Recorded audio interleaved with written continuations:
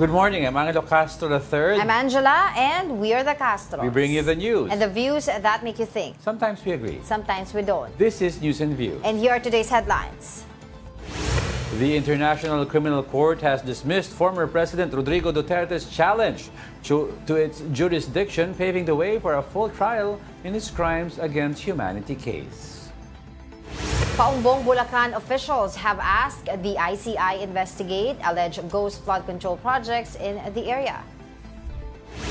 More House lawmakers have been linked to the flood control mess at the DPWH files new graft complaints. President Bongbong Marcos asserts that public trust in government can be rebuilt through transparency and a steadfast commitment to duty.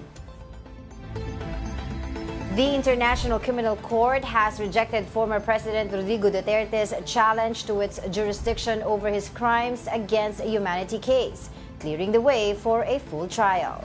In a decision released on Thursday, the ICC pretrial chamber unanimously dismissed Duterte's claim that the court no longer has authority to investigate him following the Philippines' withdrawal from the Rome Statute in 2019.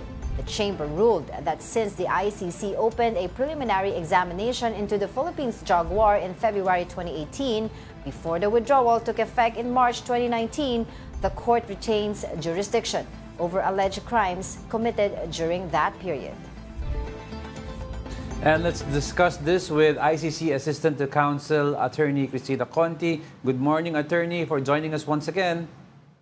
Good morning, Angela, and hello. Ayan, Attorney, medyo mukhang may clarity na tayo ng konti. So I'd like I'd like to get your reaction on the ICC rejecting the President Duterte's former President Duterte's jurisdiction challenge. Well, for us, it feels like an I told you so moment.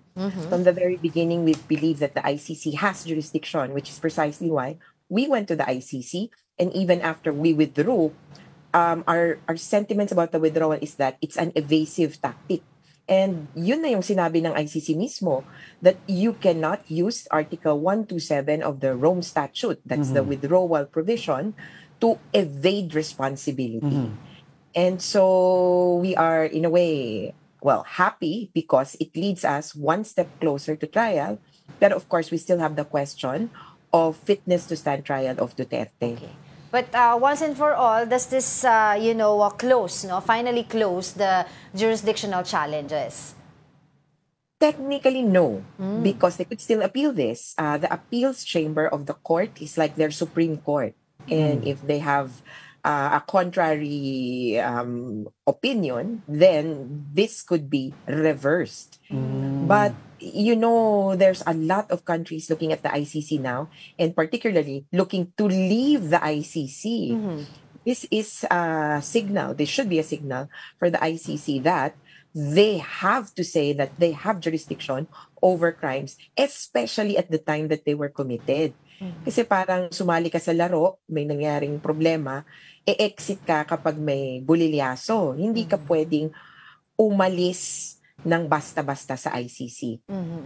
So, ibig sabihin nito, yung tinignan nila dito na jurisdiction na even nag-withdraw ang Duterte administration sa ICC noong 2019, pero dahil nagbukas ang investigasyon noong 2018 ng February, doon nila binasa yung desisyon na, teka muna, amin pa rin to, may jurisdiction pa rin kami. Yes, tama yan, Angela. Kasi nga, yung may medyo novel approach pa itong ICC defense rather. Sabi ng defense, yes, we agree. They agreed that at the time that the crimes were committed, we were a member of the ICC. Maski sila, hindi nila ma-deny yun. Between 2016 to 2019. In fact, way back 2011 when the ICC, when the Rome Statute became effective in the Philippines, covered yan. Ang tanging question lang nila, hindi kayo agad nag-imbestiga. The 2018 preliminary examination opened by the Office of the Prosecutor is considered a matter under the consideration of the court. Sabi kasi ng defense, hindi ang dapat tingnan natin yung 2021 opening of an investigation, capital I. It's a formal stage.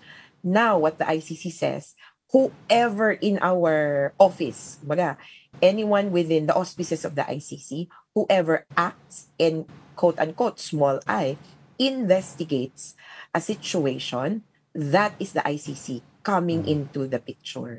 Parang attorney, I'd like to backtrack a little, but the same topic naman about this. No, there was during the hearing, I think this was in the Senate, no, about the arrest of former President Duterte. It was brought up about the way and the manner of which the former president was arrested. I think this was the OJ Secretary then Remulla saying nakasama pa kay former President Duterte ang pag-alis sa ICC because had we still been a member of the ICC, the manner of which he was arrested might have been problematic because parang requirement daw ng ICC, i-present nyo muna sa local court before you transfer to us. Is that true?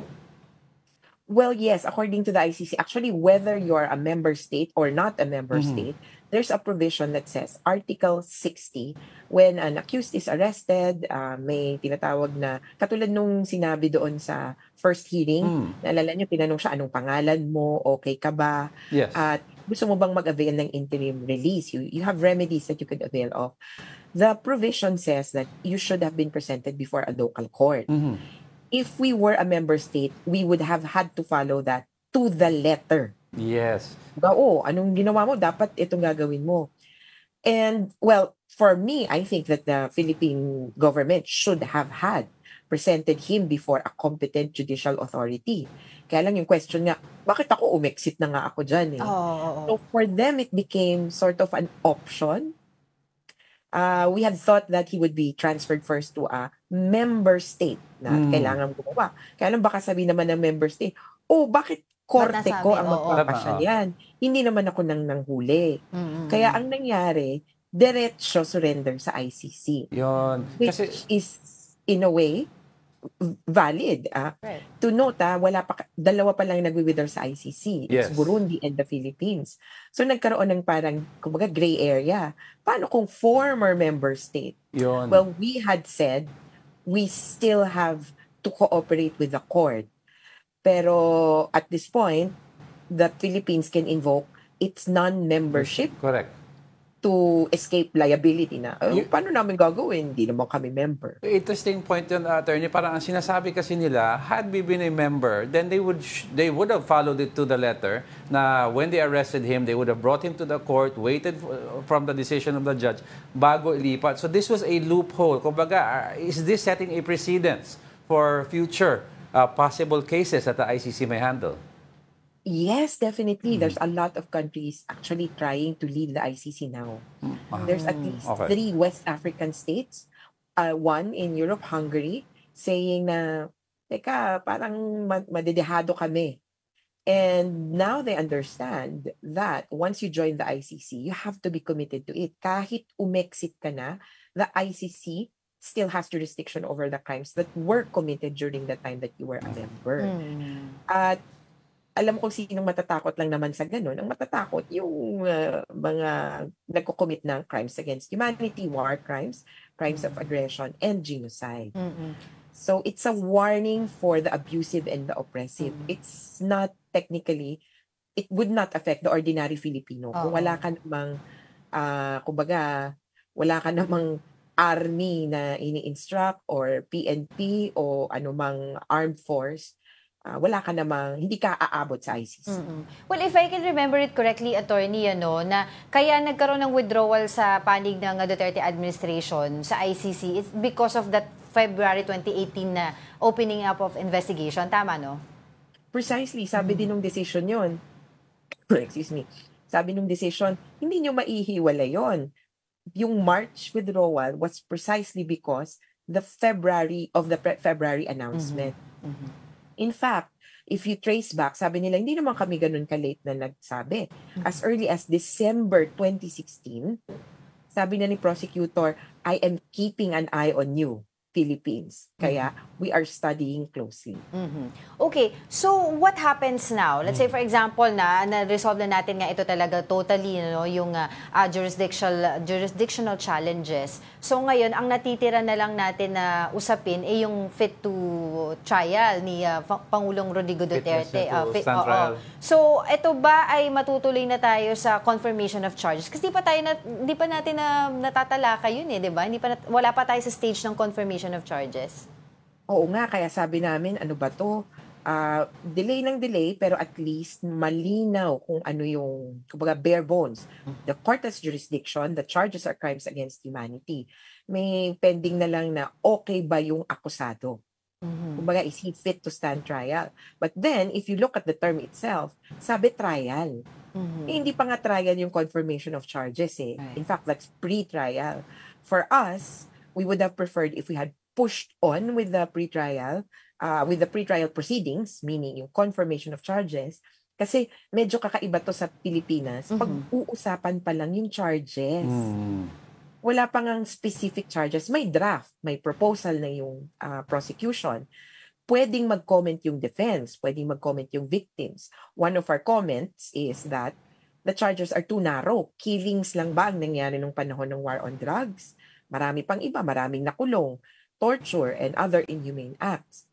Kaya, we would have preferred if we had pushed on with September 23rd, or let's say at the soonest possible time, tuloy natin yung confirmation of charges hearing, and then saka pag-usapan yung fitness to stand trial. Just what I wanted to ask, Attorney. Hypothetically, let's say na natuloy tayo sa confirmation of charges, we get that out of the way.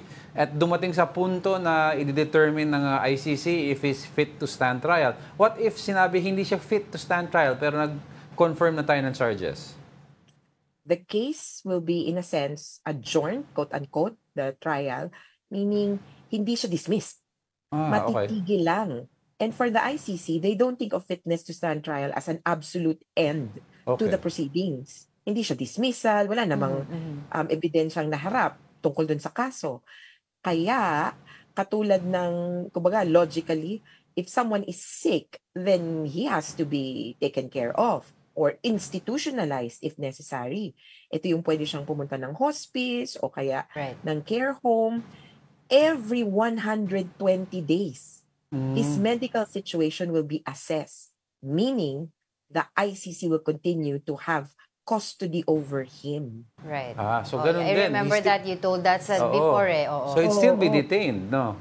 He's still detained, and the case will be, in a sense, archived until the time that he is fit to stand trial. There is just one narrow, kumbaga, possibility. When he is, kumbaga, permanently not fit to stand trial. And that God forbid, no, that's not death. But what you mean permanently, let's say he's out of it, he's in a coma, or psychologically impaired already talaga?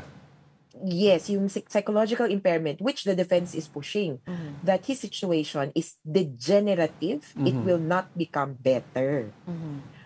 Yung ganong klase, the ICC, of course, considers humanitarian grounds, and recently they have considered releasing someone. May in order na silang i-release, mga 90 years old na to, sabi nila, sige, ibibigay namin dun sa home country niya.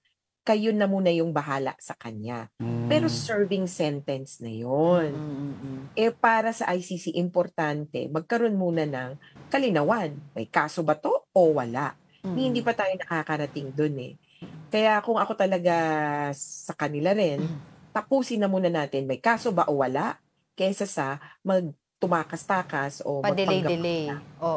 Pero attorney, ano ba yung assuming na the former president is convicted, what is yung time in prison that he will be serving? Sabi sa Rome Statute, it could be for a term of life imprisonment. According to jurisprudence, kinikilala nila na, teka, pag life, siguro maximum 30 years. Over the several cases, I think the average period or parang the median, yung usual na binibigay is about 10 years. And saan yung ito kasing ICC parang detention center lang to, di ba? Saan siya ilalagay if ever? In a penal facility. So parang bilibid, ng isang member country. Ah. Unfortunately, hindi tayo makapag-offer dyan sa may Muntinlupa o kaya Because sa we're not a Davao, member di ba? anymore. Oo. May Davao Penal Colony sa Dapicol. Hindi tayo makapag-volunteer kasi hindi tayo member. Right, But right. a member state has to kind of volunteer or take him in. The other countries that have already volunteered are actually mostly in Europe. So UK, Norway, I think, and Belgium, and of course the Netherlands. Well, gaganda daw yung mga kulungan doon. Pero attorney, where are we now in the process, yung dun sa pagdating sa fitness to stand trial? Kasi if I remember it correctly, also pinag-uusapan na magbibigay ang korte ng kanilang doktor para ma-examine talaga itong si Pangulong Duterte para makamove forward tayo. Yes, napili na ng korte yung mga experts, tatlong experts sa forensic psychiatry, behavioral neurology, tapos meron silang special gerontology, psychiatrist. So, gerontology and parang behavioral neurologist. So, this is someone who has expertise hindi lang sa psychiatry per se, kundi sa psychiatry ng matatanda. Geriatric psychiatry. Oo, parang geriatric psychiatry pa, to be specific, yung mental health nila. So these three experts have to submit a report separately or jointly by October 31. Halloween! Oo. So, paano yan, attorney, if they determine that if they determine that the former president is psychologically impaired, even if it is determined na overwhelming in charges, wala na, will they drop the case? Again, if he is declared unfit, the case will be kind of adjourned or the proceedings adjourned, essentially archived. And then, determination is permanent. If the determination is permanent, at this point, the rules say you have to check again every 120 days. So ganun din? Ganun din. Kumbaga, parang permanent ba? Because in the case that I mentioned, yung parang kind of permanent na wala nang, nag-serve na lang ng sentence.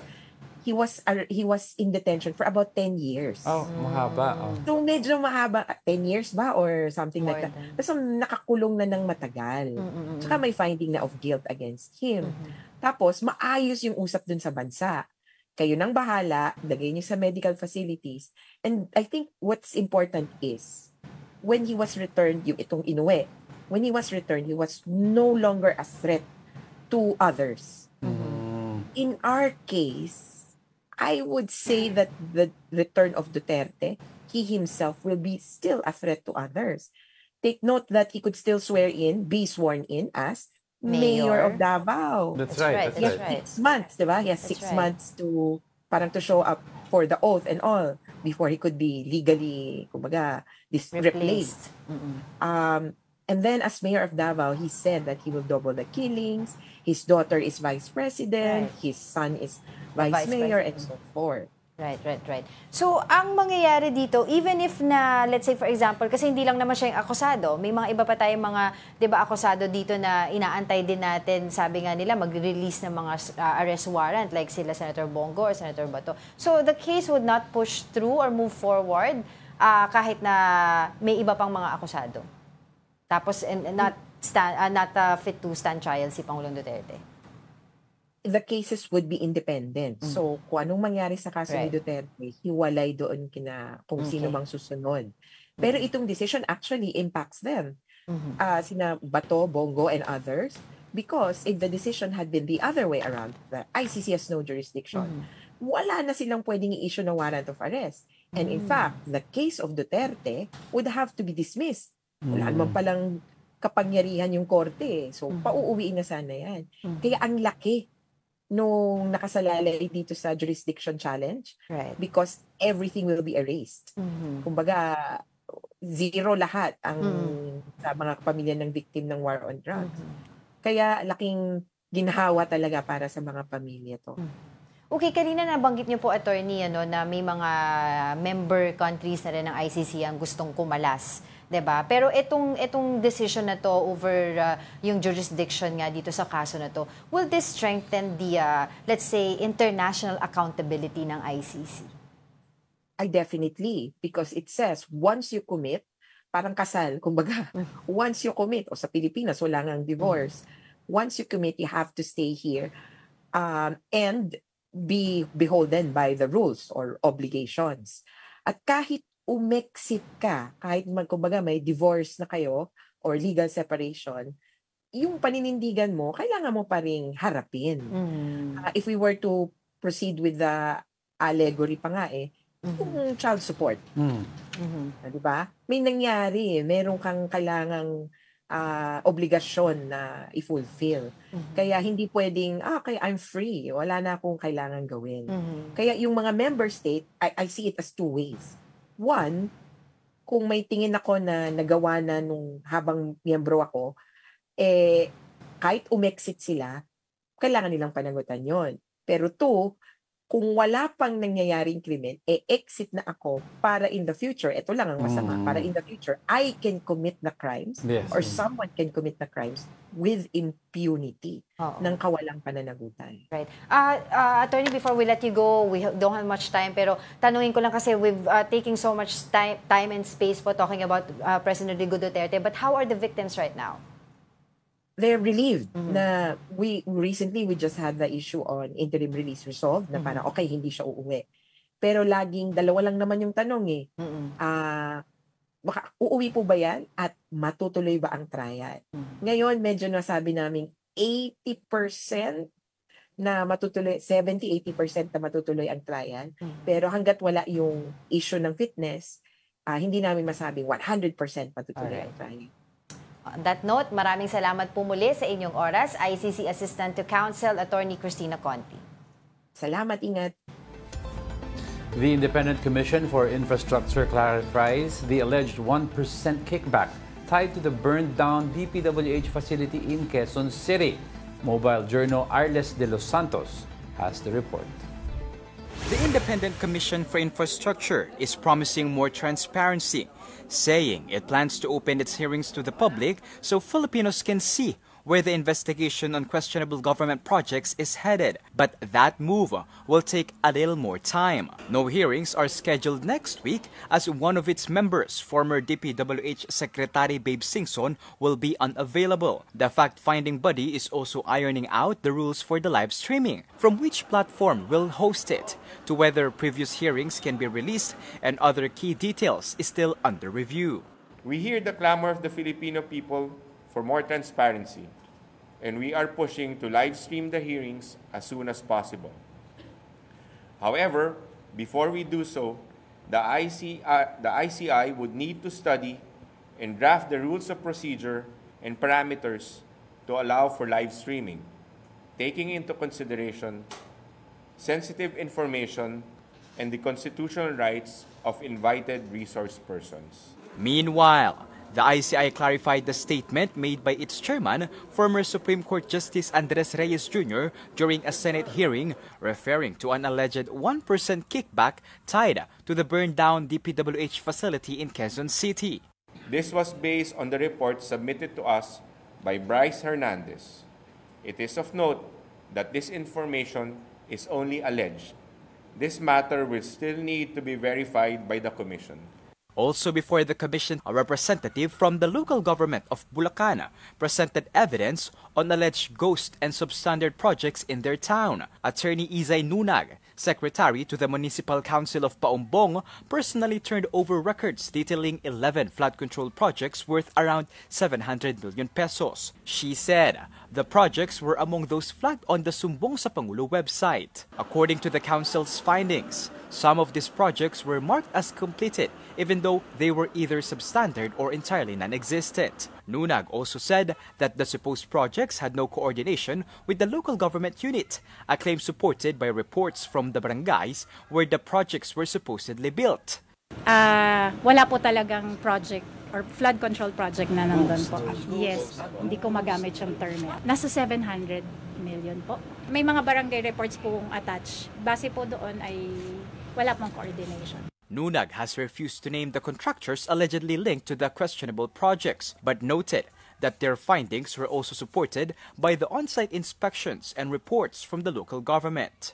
The municipality of Paumbong falls under the jurisdiction of the DPWH Bulacan 1st District Engineering Office, where dismissed District Engineer Henry Alcantara and Assistant District Engineer Bryce Hernandez were allegedly involved in anomalous infrastructure deals. They sought the ICI's help to determine the real status of the projects and to finally address their town's long-standing flooding problems. Kapatid Arles de los Santos, we are One News. Let's get the latest from the Independent Commission for Infrastructure, or ICI. Of course, straight from our mobile journalist, Arles de los Santos. Arles, ang atin chismoso sa ICI. Ano bago dyan, Arles?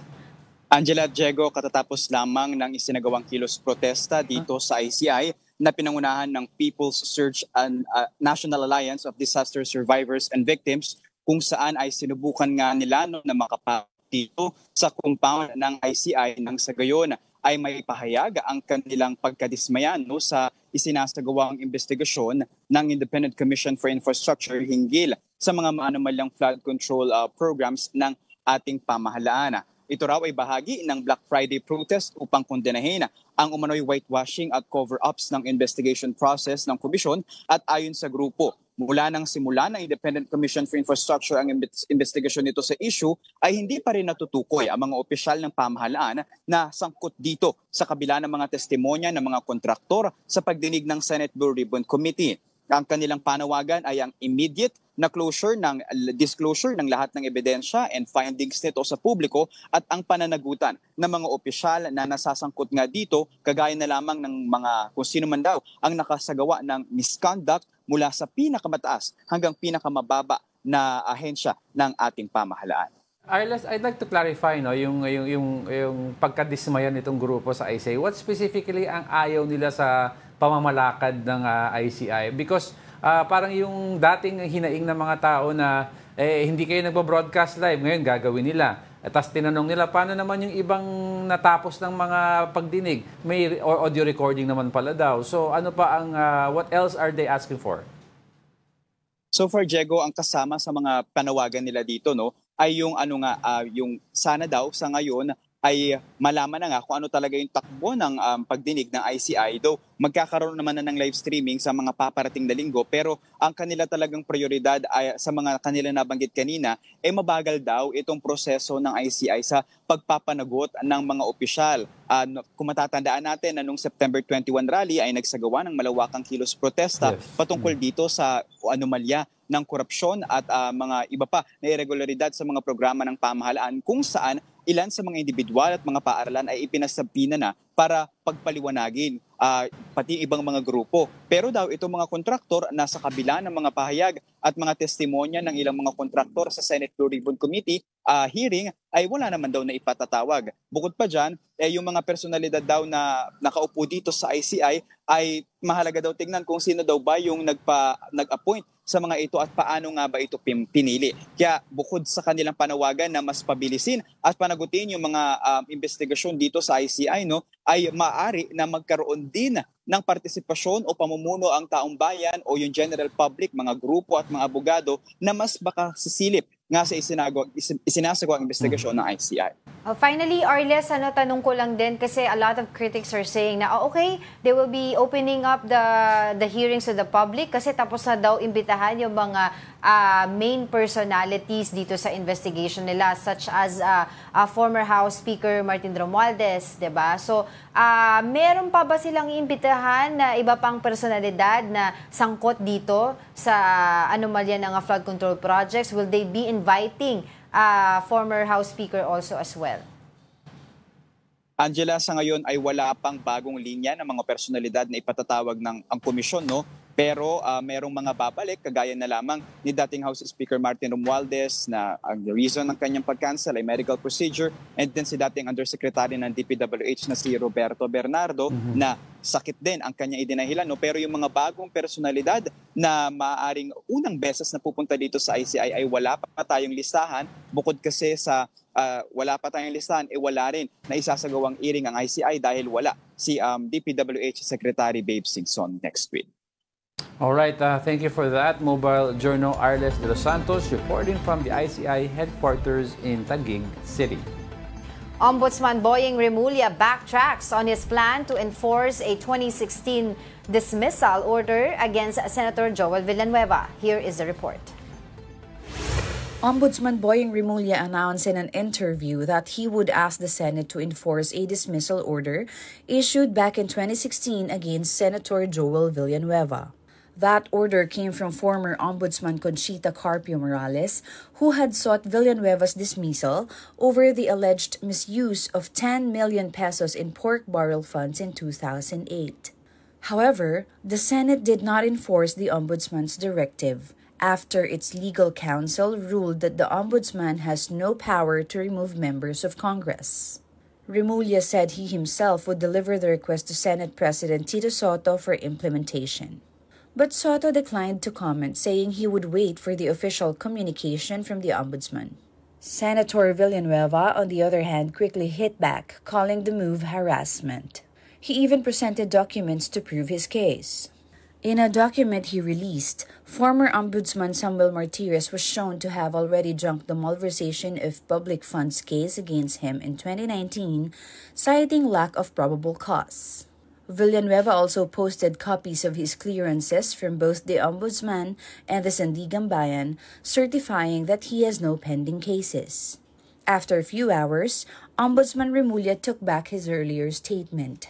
He clarified that he would no longer seek Villanueva's dismissal, admitting he was surprised to learn that Martires had already reversed Morales' earlier decision. So it's a surprise, secret decision that came out. Nobody was raising that issue before. Joel Villanueva kept quiet through all the years. Ombudsman Martires never spoke about it. Di ba parang secret decision siya? Alam niyo ba yon? Did you know about it? Nobody knows about it. Remulla clarified that it was not harassment against Villanueva. It's not harassment. It's something that everybody thinks to be still valid. That can turn out to be not valid anymore due to a secret decision. Dapat kasi hindi naman na-publish yan, hindi yan nilabas. Nobody knew about it. Former Integrated Bar of the Philippines President Attorney Domingo Cayosa said whoever reversed Morales' decision should be made to explain. It's right for the Ombudsman, the present one, to revive it kasi hindi naman nagre-prescribe yan. And to hold people accountable, they have to explain bakit hindi nila ito inaksyonan. Whoever reversed then Ombudsman Conchita Carpio Morales should also be held accountable and explain. Senate should also explain bakit inupuan nila yung rekomendasyon nila. For more updates over at the Senate, we have mobile journalist Merimon Reyes. Merimon, what's the latest? Good morning, Angelo, Angela. So far, nakasalang ngayon ang Office of the Ombudsman sa Senate Committee on Finance para sa pagdinig nito sa proposed 2026 budget na 6.4 billion pesos. At natanong natin kagabi itong si Ombudsman Crispin Remulla kung final na ba na hindi na nga matutuloy yung pagsusulat niya ng letter kay SP Soto. Sabi niya, yes. So ngayon ba ang magiging focus niya ay yung budget lang ng opisina? Sabi niya, yes. Pero aabangan pa rin natin mamaya kasi mukhang magpapa-unlock siya ng isang interview kasama ang media. Pero so far, ang nakausap din ng media itong si Assistant Mico Clavano at ibinahagi niya, though short lang yon pero ibinahagi niya, nakahapon nga itong si dating Assistant District Engineer Bryce Hernandez pumunta nga sa Office of the Ombudsman for fact-finding. And though walang dinivulge na detalye kung ano nga ba ilang mga napag-usapan, pero natanong natin kung still ba nanghihingi ba or nagre-request ba itong si Hernandez na matanggal na siya mula sa o makuha na siya mula sa kustodiya ng Senado. Ang sabi dito ni Assistant Ombudsman Clavano, ever since DOJ pa raw sila, yun at yun pa rin daw ang naging request ni Hernandez. Though wala rin silang nasabi kung paano nila tutugunan yung sinasabi ni Hernandez na to. Same goes dito sa Senado. So far, wala pa tayong ibang nakikitang paggalaw tungkol sa usapin ng kustodiya. Balik sa inyo. Sa budget hearing, sino yung mga senador na nandyan? Because madaming detractors din si Ombudsman Remulla. Oo, so far nakita pa lang natin si Finance Chair Senator Sherwin Gatchalian. At so far dalawa yung hearing na pauunlakan niya. Mamaya meron din sa hapon. So far wala pa tayo ibang nakikitang senador. And usually kasi ang Senate walang opisina every Friday. So kung sino lang yung, for example, may committee hearings na nakaschedule, sila lang yung naasahan natin pumunta dito. Pero so far, for the Finance Committee, si Senator Sherwin pa lang ang nakikita natin. Okay, Merimon, ako naman, I just want to know, kasi yesterday, I think, Senator Senator Raffy Tulfo has already released his SALN na amounting to 1 billion if I'm not mistaken.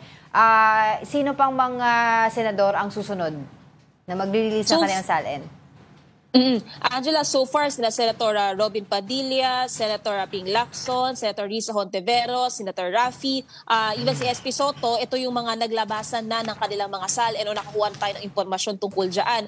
So far, pagdating sa ilang mga senador, halimbawa, sila Senator JV, sila Senator Sherwin, ang nasabi nila, ready naman daw sila, wala sa kanilang problemang mag-disclose ng kanilang SALN. Ang concern lang talaga nila bago ilabas ito is yung pagtanggal ng mga detalye na maaaring maka-affect sa data privacy or sa seguridad nila. For example, addresses, contact details, pangalan daw ng menor de edad kung mayroon. So sabi ni Senator JV, pag natanggal naman na raw yun, wala naman daw sa kanya problema to make it readily available tulad ng ginawa ni Senatora Risa Hontiveros. For the other senators, so far wala pa tayong ibang nakukuhang detalye ng readily available SALNs nila, pero sabi naman din dito ni Senate President Tito Soto, so far lahat naman ng mga senador ay willing naman i-disclose ang kanilang mga SALN. Alright, maraming salamat sa iyong oras, mobile journalist Merimon Reyes reporting live from the Senate. We'll be back with more stories after the break. Keep it here on Mo News.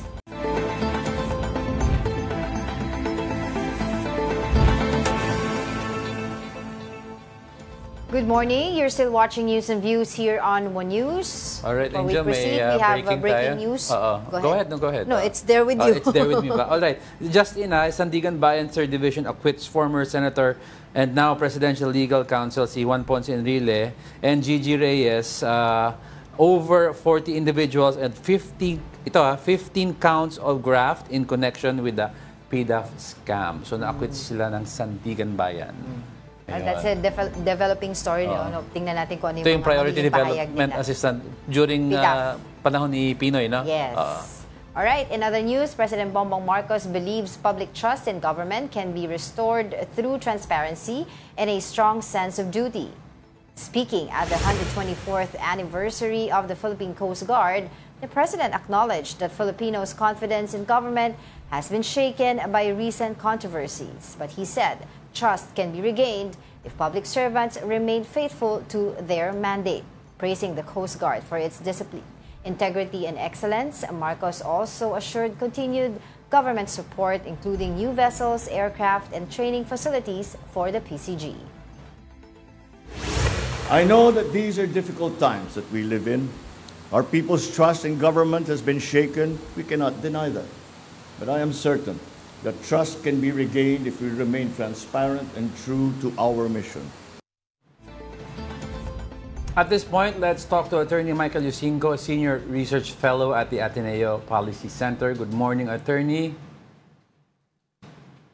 Good morning, Angelo. Good morning, Angela. And good morning to all your viewers and listeners. All right, thank you for joining us. Ang daming bagong issue, Attorney. First off, I'd like to start off with the claim of the new ombudsman, Remulla, about the secret so-called decision ni former Ombudsman Martires regarding the reversal sa MR ni Senator Joel Villanueva. That's a good starting point sa conversation natin. But siguro gusto ko lang emphasize, for the benefit of all our listeners and viewers, we should keep in mind the context of the case. Yes. Yung case was about a lawmaker at that time, Congressman Villanueva, engaged in pork barrel corruption. I think importante yung context na yon because unang-una, we have to ask ourselves, or we have to ask the senators, when they were presented with that order, why did they ignore that fact na yung kaso na yon involved a lawmaker engaged in pork barrel corruption? No? So, and also, we also have to keep that context in mind dito sa pagsikreto, quote-unquote, ng dating ombudsman dun sa order niya to reconsider the dismissal, no? Given the fact that the case involved an incumbent senator engaged in, or believed to be engaged in pork barrel corruption. That's right. So, yung context na yun, dapat di natin makalimutan because it spots a different kind of light sa mga senador natin and also dun sa dating ombudsman. I think in relation to that, no, Attorney, a lot of people have a wrong interpretation of the powers of the Ombudsman. While we understand recommendatory lang merely ang pwede niyang gawin sa lower and upper house, but it also states somewhere, I think I heard this legal luminary said, that even if he recommends, and it's up to the interpretation of the Senate whether to enforce this or not, if they decide not to push through with it, they have to have a valid and solid legal reason to cite why they will not follow. Kumbaga, kung may legal impediment, pwede. Pero kung wala kang dahilan na valid daw, you cannot deny yung utos ng ombudsman. Well, I don't necessarily disagree with that view, no? But I would also sort of side with yung legal counsel ng Senado when he said that the ombudsman had no disciplinary authority over members of Congress, no, members of the Senate and the House. So that could be seen as the legal ground na huwag implement yung order. But that's why I want to emphasize the context Kasi the context of that dismissal involved a lawmaker engaged in pork barrel corruption. Para sa akin, that should have triggered something in the minds of the senators at that time, no? Na amongst them is an individual who cannot be relied upon to uphold the public interest. Kasi nga, engaged siya in pork barrel politics. So, that should have been grounds for expulsion, no? On ethical grounds. Kasi merong mga rules ang Senate na sinasabi nila, senators must be of integrity, dapat they can be held accountable, yung mga ganon, di ba? So if you have an individual there who was found to be engaged, remember, this was in 2016, so existing pa yung order of dismissal, who was found to be, by the ombudsman, to be engaged in pork barrel politics or pork barrel corruption, then dapat grounds na yon to proceed with the expulsion of that individual. But the senators at that time chose a different path, no? Na they chose to protect their own. In other words, no? Protektahan natin tong kabaro natin, isang tabi na natin yung public interest dito. And no less than Majority Floor Leader Soto pa nun.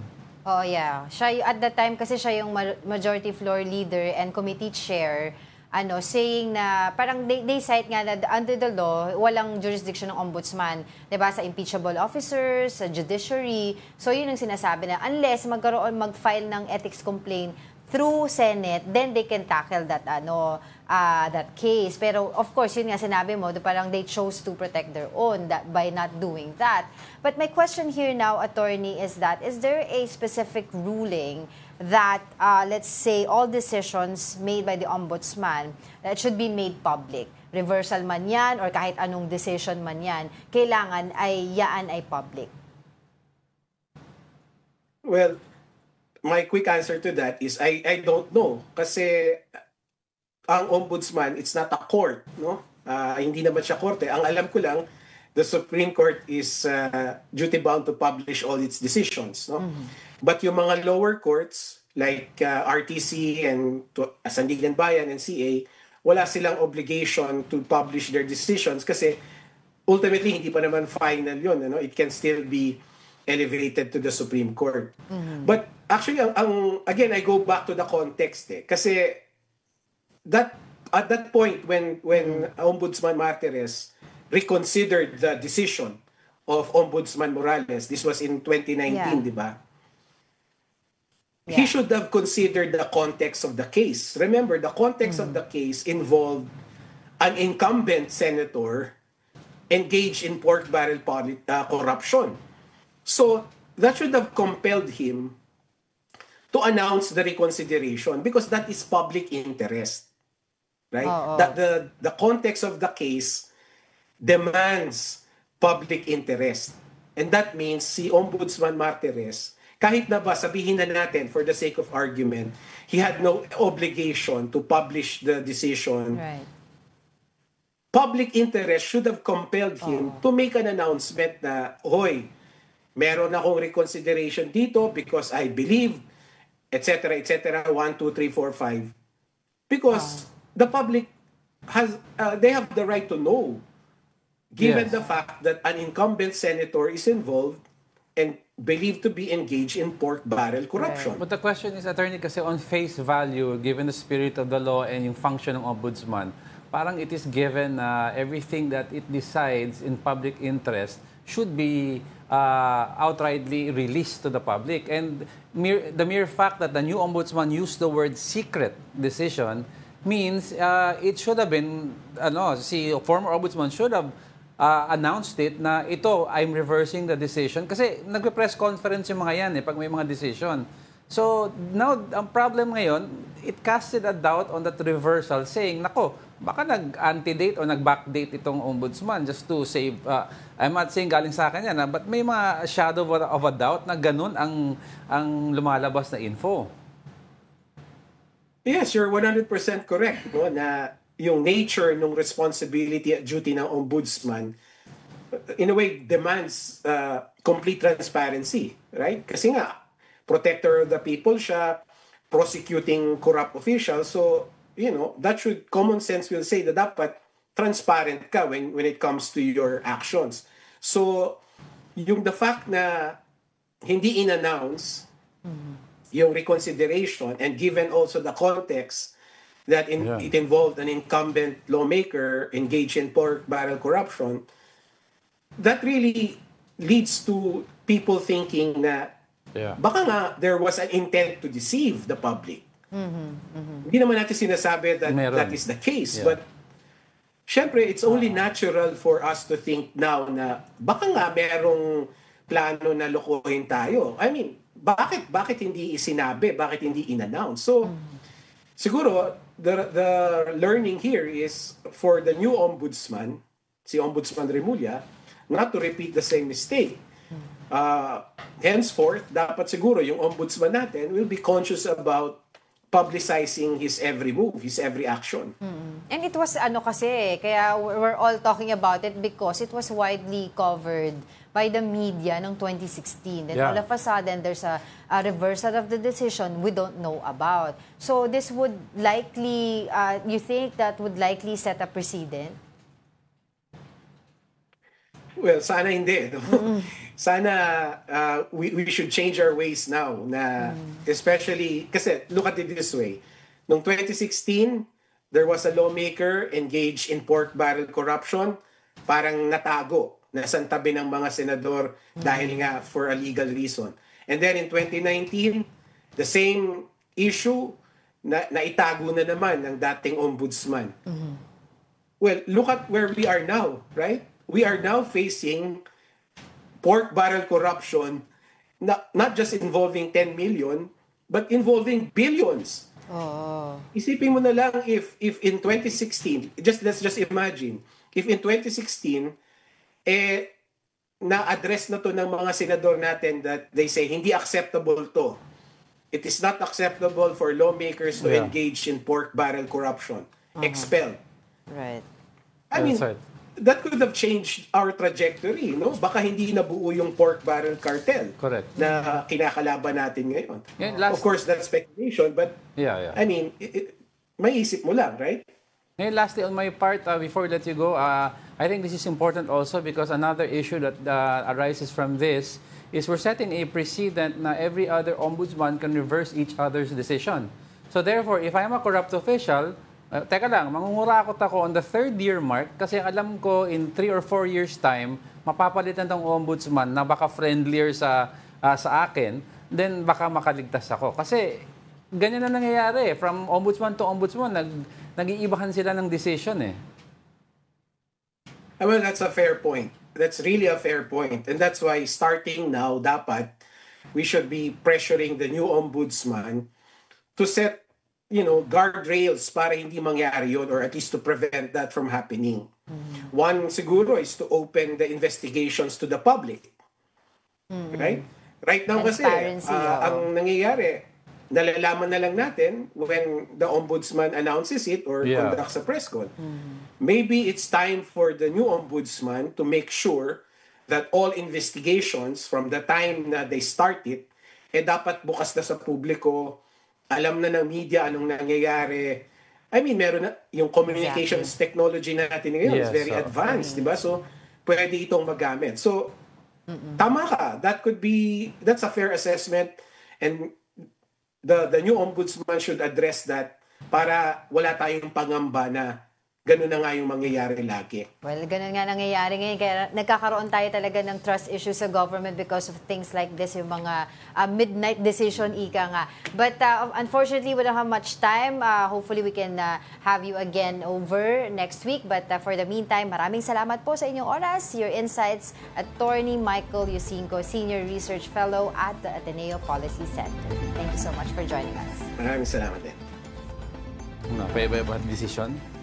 Tama sa akin, mali sa'yo, tama sa akin. Oo nga di ba? Kaya nagkakaroon mga trust issues pagka ganun. Kaya kailangan transparent. Wala naman akong trust issue. Transparent ako. Gap na daw, nagagalit si Direk. Baka mag-away daw kami. Don't go away, we're not done yet. Stay with us.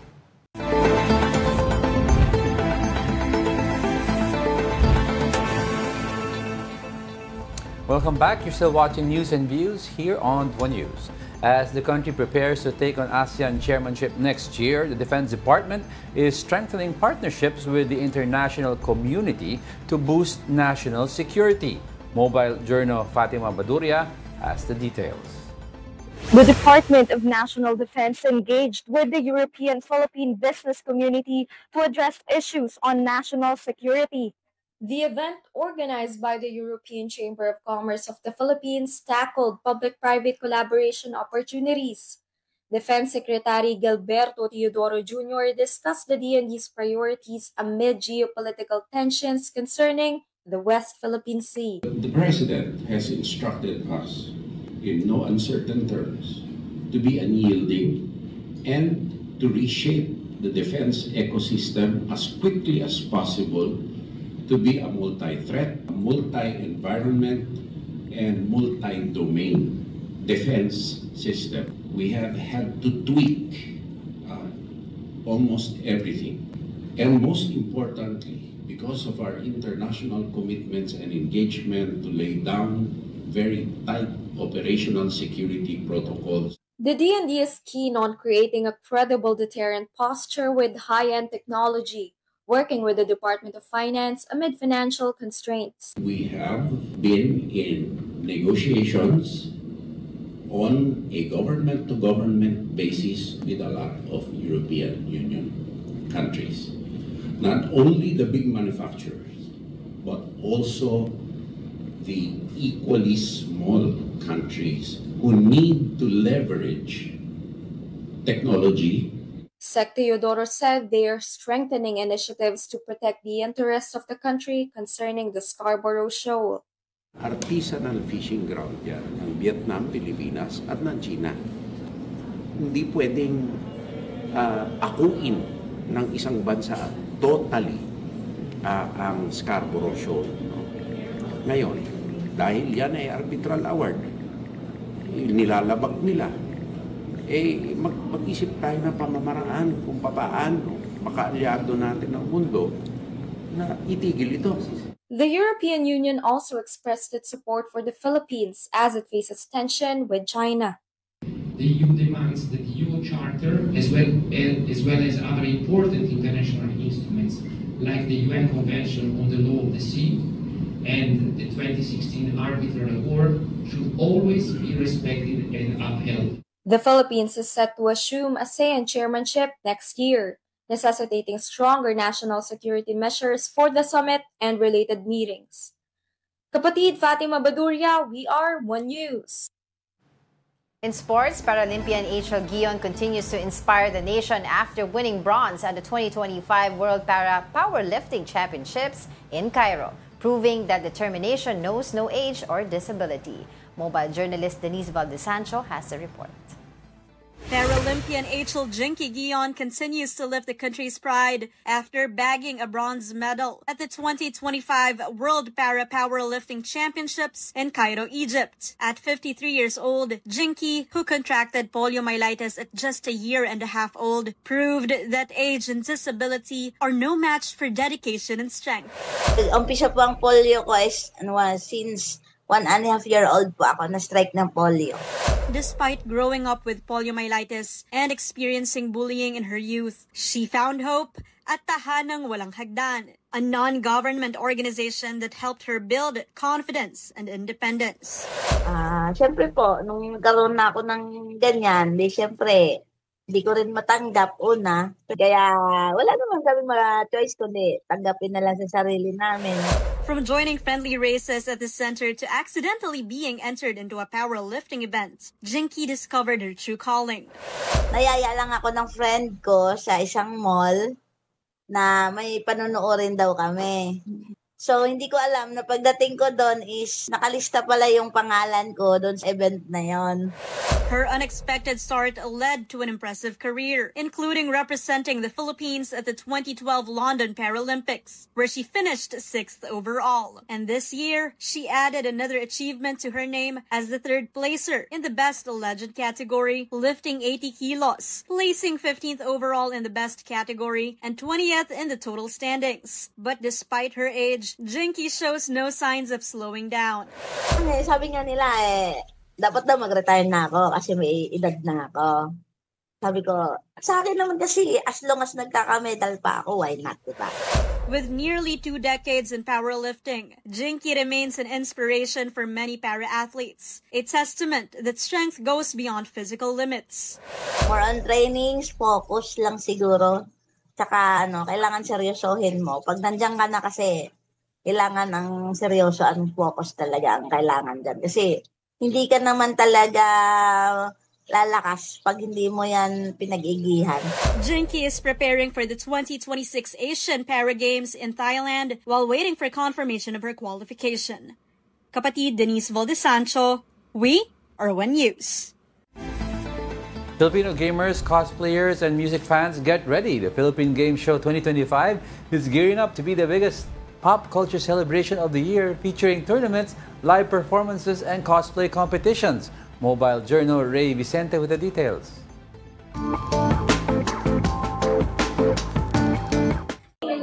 Handa na ba kayong makisaya sa nalalapit na Philippine Game Show Convention?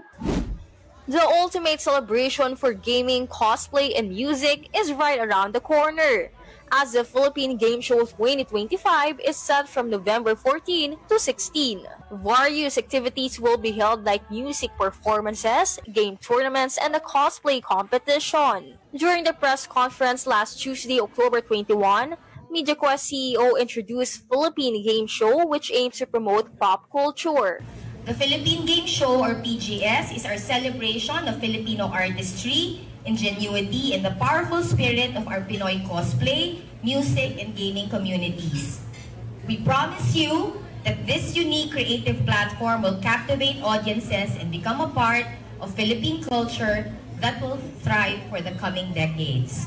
Artists and guest lineup were also announced during the press conference. Last February 2025, MQuest Ventures partnered up with CBZ and Perspective for launching this kind of project. To joyfully connect Filipinos through content that not only entertains, educates, and informs, but content that truly resonates with the heart and creativity of the Filipino people. We are constantly pushing the boundaries on the content that we create and scaling the various platforms that we have, so we can touch the lives of as many of our customers in the most meaningful ways.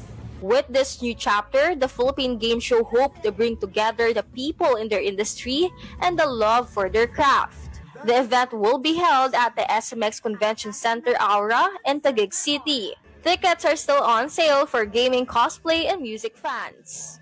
Kapatid Ray Vicente, we are One News. Super quickly, thank you, Buddha's Belly, Of for the food. course. Si Marjorie Tan for another Friday feast. And that wraps up today's episode of News and Views. Join us again on Monday. I'm Angela Lagunsad Castro. And I'm Angelo Castro III. Kapatid, we are one you. All sides, all the time.